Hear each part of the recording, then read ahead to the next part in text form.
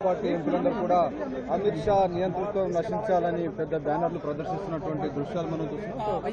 ఈ ధర్నాలో కాంగ్రెస్ పార్టీ ఎంపీలు, ప్రియాంక గాంధీ అందరూ కూడా ఎంపీలు ఉన్నారు. ప్రధానంగా విద్యార్థుల పార్లమెంటు ముట్టడి సందర్భంగా చాలా మంది విద్యార్థుల పైన లాఠీ చార్జ్ జరపడం, బాష్పవాయువు ప్రయోగించడం, పెల్లెట్ గన్స్ ఉపయోగించడాన్ని నిరసిస్తూ పెద్ద ఎత్తున కాంగ్రెస్ పార్టీ ఎంపీలు బయట, కాంగ్రెస్ పార్టీ ఎంపీలందరూ కూడా పార్లమెంటు బయట నిరసన వ్యక్తం చేస్తున్నారు. కాంగ్రెస్ ఇస్తిఫాదో అనేటువంటి నినాదాలు చేస్తున్నటువంటి డెఫినెట్ గా ఈ విద్యార్థులపై పెట్టినటువంటి కేసులు కానీ, అలాగే అర్ధరాత్రి విద్యార్థులను అరెస్ట్ చేస్తూ మరోవైపు కేసులను ఉపసంహరిస్తామని వాగ్దానం చేసినటువంటి ప్రభుత్వం ఆ వాగ్దానాన్ని మర్చిపోయి మళ్లీ కేసులు పెడుతుందని కాంగ్రెస్ పార్టీ ఆరోపిస్తుంది. ఈ అంశంపైన ఇప్పటికే కాంగ్రెస్ పార్టీ ప్రతిపక్ష నేత రాహుల్ గాంధీ ట్వీట్ చేశారు. డెఫినెట్ గా ఈ అంశంపైన కాంగ్రెస్ ప్రభుత్వం